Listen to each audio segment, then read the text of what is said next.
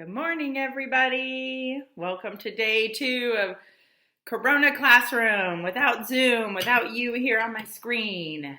And me going a little coffee cray this morning. So, got my coffee ready to go. I hope you guys are too. I miss you much. I hear that things are going well on the district front to get us up and running again on Monday, which I can't wait to do. So here we are again, seeing you from here. High fives and hugs for you guys. I wanted to go over today's activities lesson with you and get you going this morning. So the first thing on the lesson today is to watch the book called Tale of Two Beasts. And of course, remember, you go to the second grade website. You click on the picture of the girl reading in the weekly assignment section and go to Thursday, Hello Thursday, open that up and you'll see the grid. So Tale of Two Beasts, and it's read by Sarah Silverman, who's a comedian, and she will read you the story, and you just click on that hyperlink in that grid. And I want you to think about the reading, and I want you to write it down on a piece of paper, and these are the questions that you're going to answer. I want you to think if the title of this book is appropriate. Like, do you think it's a good title for this book? Why or why not? And I want you to be really thoughtful about your reasons why you think. Don't just say, I think it's a great title because it's funny. I want you to, or I don't think it's a good title for the book because it doesn't make any sense. I want you to make sure you back it up with specific reasonings. And then the other thing I want you to write down is if you could give this book another title, if you can make up any title for it, what would that be? And you can be serious, you can have fun, but I'd love to see your creativity with that. And then write it down. How did this book make you feel? How did you feel while you were reading it? How did you feel after you read it? And why? And be really thoughtful about the why. I'd love to read that too. So then it tells you to do the freckle on the English language arts. You're more than welcome to go ahead and do that. Freckle's a little wonky and it's not my favorite, and I'm hearing it's not necessarily a lot of your favorites either. It doesn't make sense. We don't really quite know how to use it. Do it if you want to. You don't have to. But you do have to do your writing. Yeah, go ahead. Lucy's going off to do her schoolwork right now. You do have to do the writing, and I have put that down as an assignment. So you will see it in Google Classrooms, the response to Tale of Two Beasts. And so I would like you to, hey, sweetie, could you wait one moment and we can do that afterwards?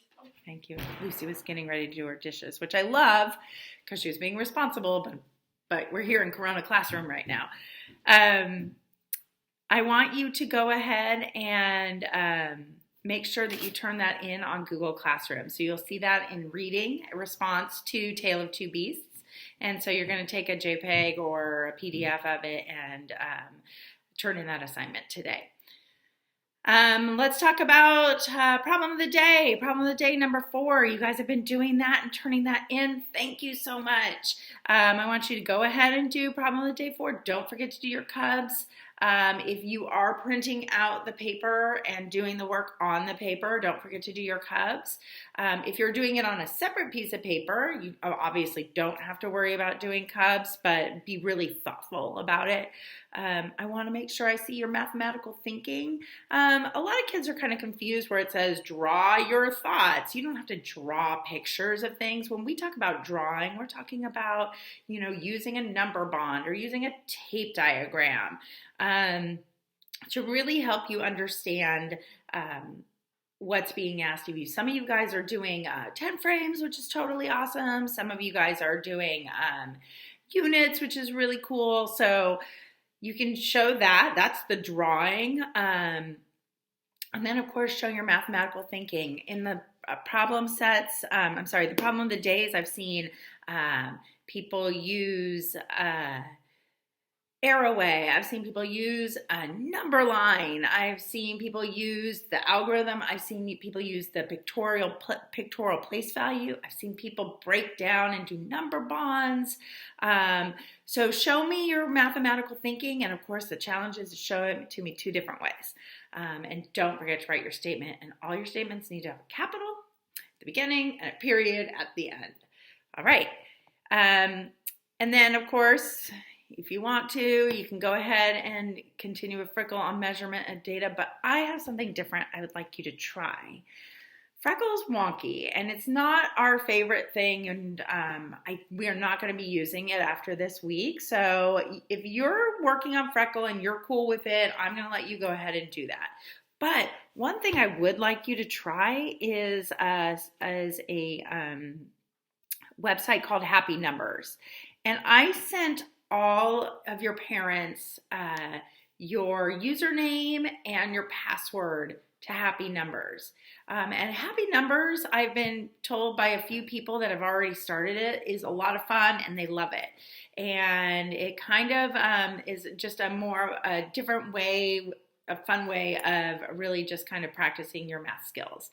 So to get to Happy Numbers, you're going to go to the second grade website, the front page. You're going to scroll past the girl reading and weekly assignments. You're going to go down to math resources. You're going to click on that picture of math resources, and there will be a box with the logo for Happy Numbers on it. You're going to click on that. If you have not signed up for Happy Numbers yet, you need to sign up for Happy Numbers.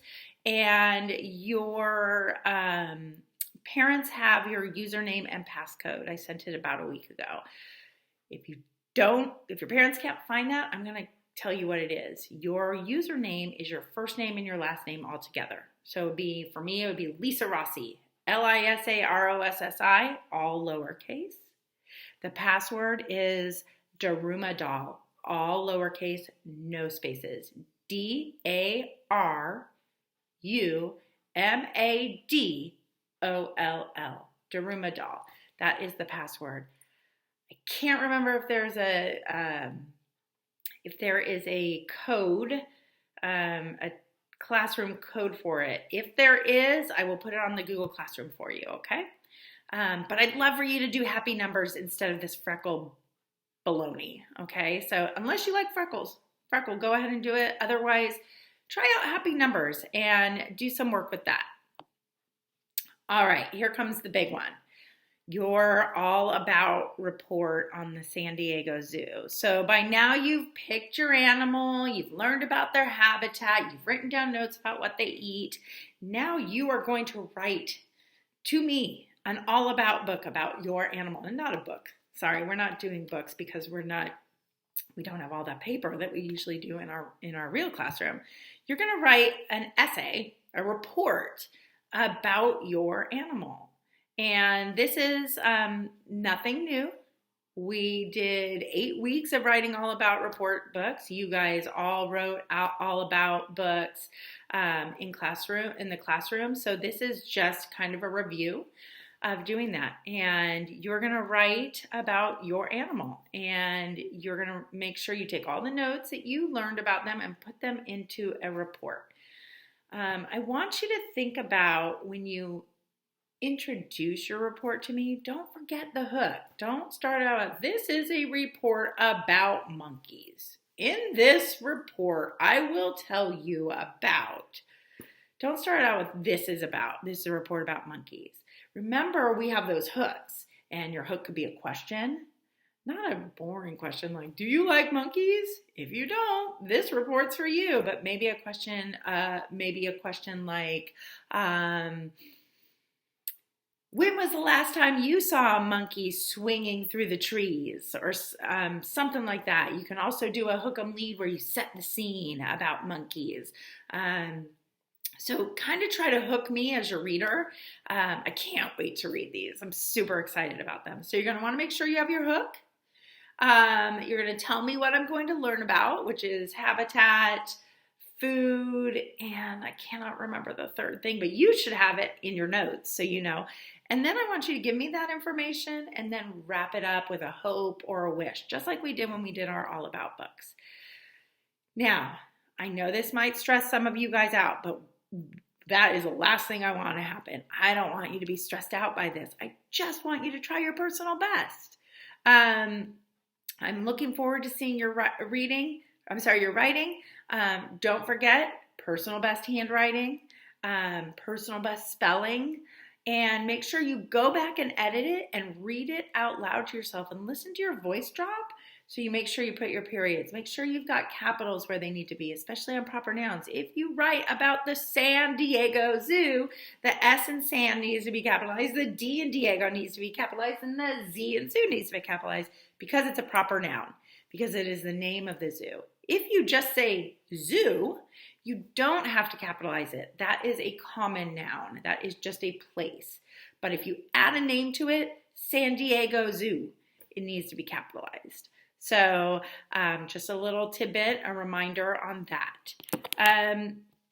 So do your personal best. That is not due until tomorrow, but you will upload your report tomorrow onto Google Classroom for me to read over the weekend, and I can't wait to do it. So, and then of course it's time for PE with Mr. Cone, and not do the silly BUSD K2 movement activities. Now we're doing it Mr. Cone style. So again, to get to Mr. Cone's awesome activities, you're going to go to the second grade website. You're going to scroll down past the weekly assignments. You're going to find PE resources, click on that picture, and then Mr. Cone's PE activities will come up. So that is what is on tap for today. I'll be checking Google Classroom throughout the day. So if you have any questions, please go ahead and message me on Google Classroom. If your parents want to send me an email, they can. Lucy and I are going to go out and get some exercise a little bit later today. So I'll be away from my computer for a little bit, but most of the time I'll be here. I miss you all, and I hope things are going well. I can't wait till we get to see each other again on Zoom. So have a fabulous Thursday.